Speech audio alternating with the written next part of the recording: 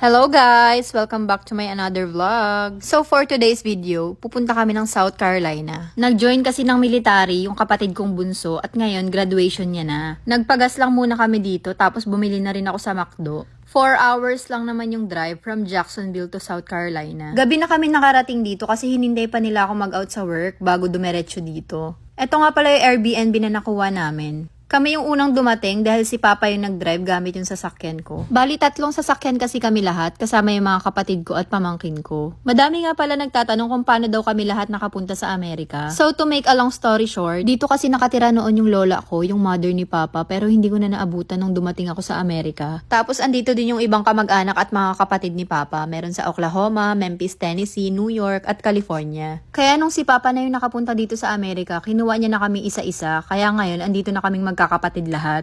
Anyway, ang aga namin nagising lahat dyan para makapag-prepare kasi ang dami pang mga bata, mga pamangkin ko. 7 nga pala kami magkakapatid. Yes, madami talaga kami. Yung iba dito na nag-asawa at nagkaanak kaya mas lumaki na yung pamilya namin. Anyway, 15 minutes lang pala yung drive papunta dito sa military base from Airbnb. Sundan lang daw yung blue line para hindi maligaw. Ang kasama ko pala dyan sa car si mama, si papa, tsaka yung isang kapatid ko at yung baby niya. Kami kasi yung magkakasama sa bahay, yung iba nakabukod na kaya andun sila sa kabilang sasakyan. Dumating na nga kami dito sa parking area. Tinuturo naman ng mga military kung saan kami magpa-park. Maaga pa kami niyan kasi 8 AM pa lang andyan na kami. 9 AM pa yung start. Ayan nga pala yung kuya ko tapos yung asawa niya at 2 anak niya. Ang haba ng pila dito, buti na lang talaga maaga kami. Family day nga lang pala ngayon tapos bukas pa yung graduation day talaga kaya 2 days kami. Letter C for Charlie ang group name nila kaya dito kami umakyat. Ang dami namin pumunta 'di ba as a supportive family. Sobrang daming tao dito guys, buti nakahanap agad kami ng upuan. Hindi naman nakaka-boring kasi mabilis lang yung oras. Eto nga pala yung girlfriend ng kapatid ko. Of course, siya yung mas excited sa lahat. Dahil nga ang tagal na nilang nagsusulatan nung nasa bootcamp training pa yung kapatid ko. Bago pa mag-start, nakikita na namin sila sa malayo. Talagang zoom namin yung mga camera namin. O 'di ba? And then, nag-start na nga at nagpipray na ang lahat. Nakakaloka yung mother ko. Prayer pa lang umiiyak na. Sa sobrang proud niya, nagpagawa pa siya ng damit na army mom. Nung tinawag yung group name nila, talaga naghihiyawan na kami. And then, nag-start na nga at may pakulo pa sila. Syempre, bago nila palabasin ang mga soldiers na gagraduate, kailangan may pa-entry sila. Nagbato lang sila ng mga pausok nila dyan para hindi namin makita na nagmamarcha na pala sila papunta sa amin. Grabe guys, goosebumps yung feeling that time, hindi ko ma-explain.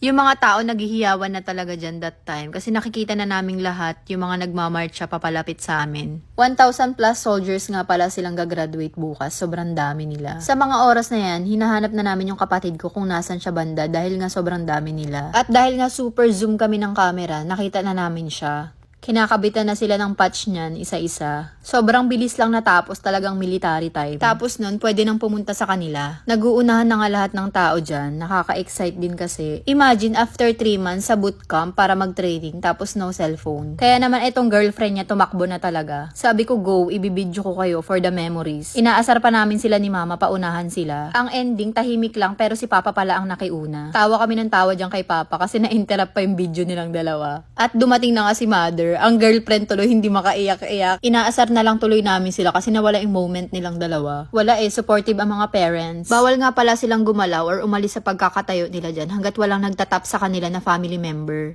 Nakakaawa yung mga ibang graduate dyan guys kasi halos paalis na kami pero yung iba nakatayo pa rin sa gitna. Meaning, meron talaga na mga walang pumunta na family. At kung wala daw talagang pumunta na family member, hindi daw sila pwede itap ng iba. Kailangan kapwa soldier nila. Kaya naman kitang-kita mong sobrang saya talaga ng kapatid kong bunso dyan that time. Kasi sa sobrang dami ba naman namin, ang gugulo at ang iingay. Very supportive family ang atake, diba? Hanggang 8 PM lang pala namin siya pwedeng makasama dyan. Tapos bawal siyang lumabas, kailangan andyan lang kami sa loob ng base. Before 8 PM, kailangan niyang bumalik dyan kasi bukas graduation pa nila. Naglalakad na kaming lahat dyan para kunin yung gamit niya. At kailangan din nila mag-sign out bago sila umalis dyan.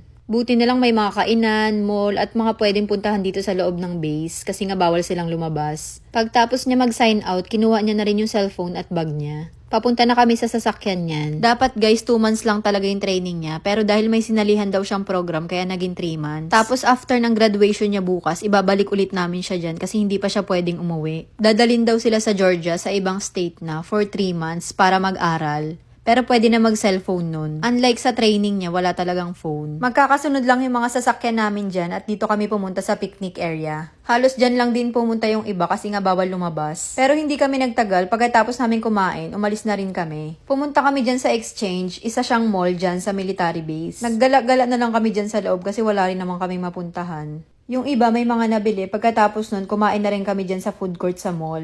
Pagkatapos dyan, kinuha namin tong yearbook at photo album niya. Binayaran pa ni mama ng $300 yan. After nun, umuwi na kami, yung iba na iwan para samahan siya dahil nga 8 PM pa bago siya ibalik. Pero dahil gala ang mga paa namin, dumaan muna kami saglit sa Marshalls kasama ko yung isa kong kapatid at yung asawa ni kuya. Ang dami ko pang nabili nang wala sa oras. Mga 4 PM na kasi niyan at wala naman kaming gagawin sa Airbnb kaya nagkayayaan kami. Dumaan na rin kami dito sa TJ Maxx at nakabili pa ako ng Korean skincare.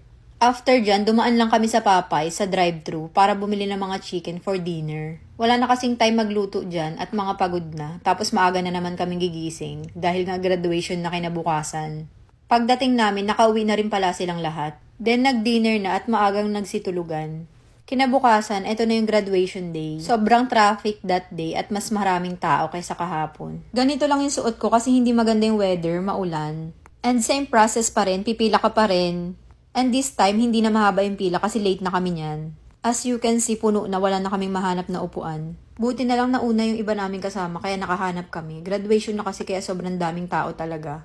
Iba na nga pala yung suot na uniform nila dito. At mas matagal ngayon kaysa kahapon kasi umabot kami ng tanghali dito. Ngayon naman, pinaikot sila para magmarcha. As usual, hinahanap ulit namin siya. Power talaga tong camera ko, ang bilis niyang nakita. Pagtapos nun, bumaba na din kami. At ganun ulit, nakatayo lang sila, bawal sila gumalaw hanggat walang nagtatap sa kanila na family member.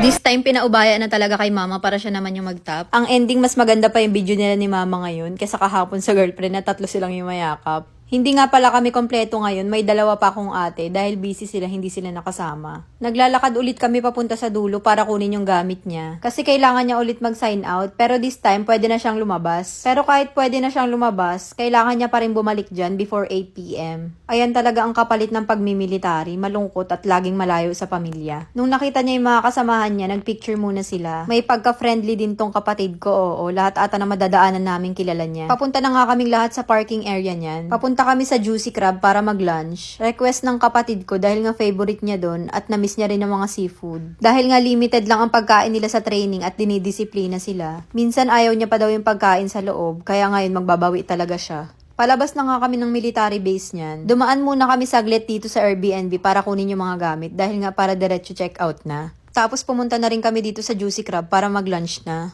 After namin kumain, nauna na rin kami umuwi. Dahil yung isang kapatid ko may pasok pa sa work, hinahabol niya yung oras. Pero yung iba, nagpaiwan, nag-mall pa sila. Need din kasi may kasama yung kapatid ko dahil nga 8 PM pa bago siya ibalik sa military base. After nyan, umuwi na rin kami. Mas mabilis yung oras ngayon, pauwi kami kasi nung papunta. Wala kasi masyadong sasakyan nung pauwi kami, pero maulan. So yun lang guys. Thank you for watching. See you in my next vlog. Bye!